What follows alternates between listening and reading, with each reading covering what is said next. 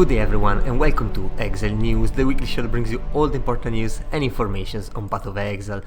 And this weekend the league just launched, however GGG previously teased us with a lot of new things. First up were some uniques, and the most notable one is crab totems, which basically are totems that walk around and cast spells. Now you should watch the video, it's really short. And looks really cool, looks different, but we still don't know how it is obtained and how rare it is. However, it's been a couple days, so pretty much everything has been found, and we should be seeing some builds pop up here and there on YouTube, maybe some streamers with these unique items, and yeah, that's definitely going to be interesting to see. And somehow I expect it's going to be very strong as well. There's also other uniques, so definitely check these out if you want.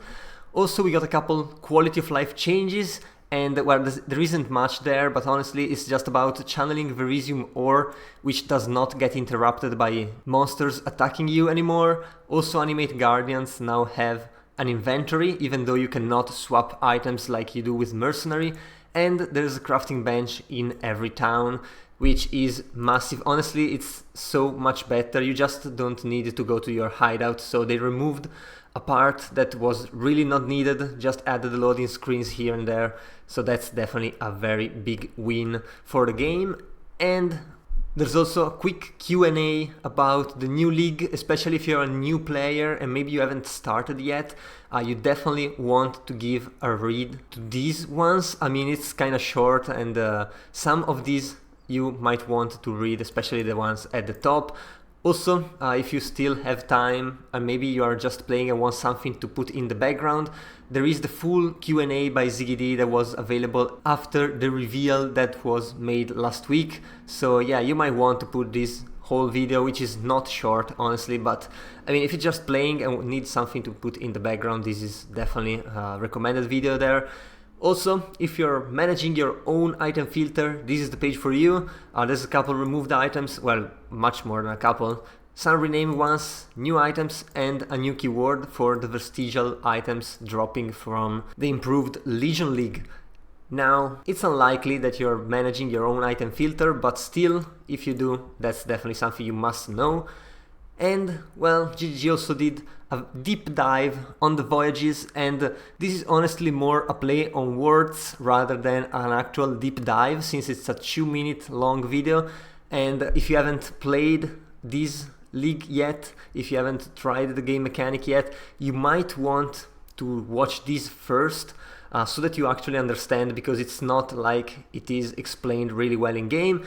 That's not something that GGG usually does greatly. So if you got 2 minutes to spare, definitely spend them on this video here. Also, we got all of the changes to the gems and all of the new gems. These are all level 20 and 20% quality, so that you can plan your builds around those. And there's also, as you can see, all the changes here, and you can toggle the differences from the old or the one. You can toggle all of them.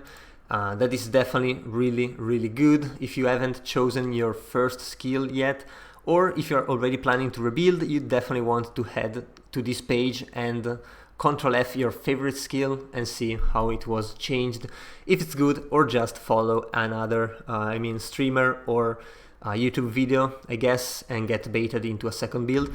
Also, we got Twitch drops, as always. This time is just for the first week of the league, not 2 weeks of the league as it was in the past. All you need to do for the first item, that's Nautical Explorer backpack attachment, is just watch 3 hours of accumulated watch time on any channel on the PoE1 category, so that's pretty damn easy. You can put it on your second monitor, you can put it on 160p, so it doesn't take up your bandwidth, and then you just mute it, it doesn't matter, it will still count. And this item tracks your waypoint discovered, no one cares about that, and the maps you explored, which is actually a cool statistic.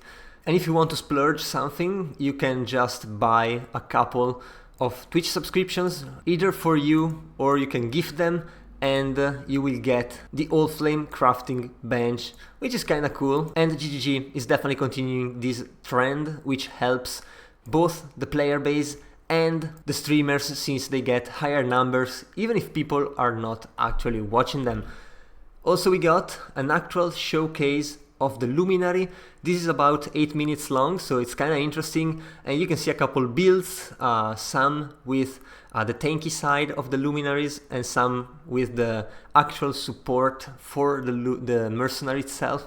And this is pretty cool, or you can just watch a couple videos by streamers, since it's already the third day now, or second day I should say. Some streamers have already gone to the next characters because they just take one day to get to the end game. So you can get your first impressions there, see if you can get baited into this ascendancy or not. It definitely looks really cool regardless, and mercenaries kind of feel pretty strong during the campaign as well, so that's definitely a thing as well. And right before the game launched, we got this usual pre-launch statistic, or pre-launch informative, I guess, when the realm went down, when it went up, and how big was the patch. It's around 13 or 12 gigabytes. This is definitely the average size of the patches so far. There's also a torrent file, which might or might not be up anymore. Still, I mean, if you haven't had a chance to download it yet, it's not that big unless your internet is kind of slow.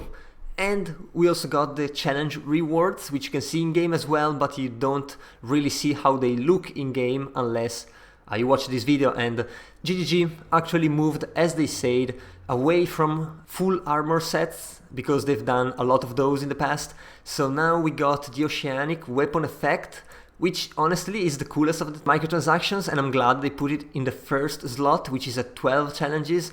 Then we got the usual 24, 32, 36 for the Moray pet, which looks okay. The Captain Wheel attachment, which looks honestly kinda bad, also being pretty useless.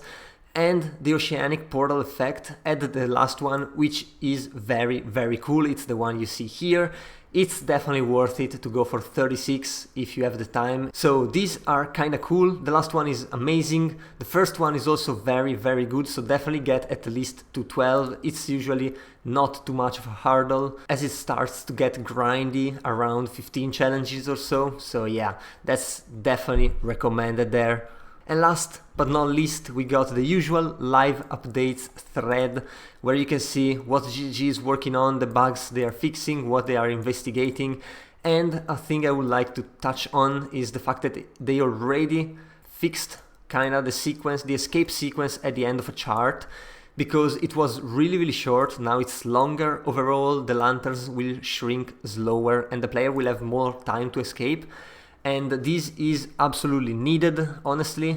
I tried the mechanic at level 1 as soon as you encounter it, and I drowned in a second right after the lanterns started to shrink, because they shrunk so fast, and you have no movement skills, no quicksilvers, no move speed on your boots. You just touch the bubbles and you're dead instantly. Feels really bad. You die at level 1, you don't understand why, because it's not like there is a UI thing that tells you you're drowning or anything. You just die from full life. And yeah, that's really, really bad player engagement on the mechanic there.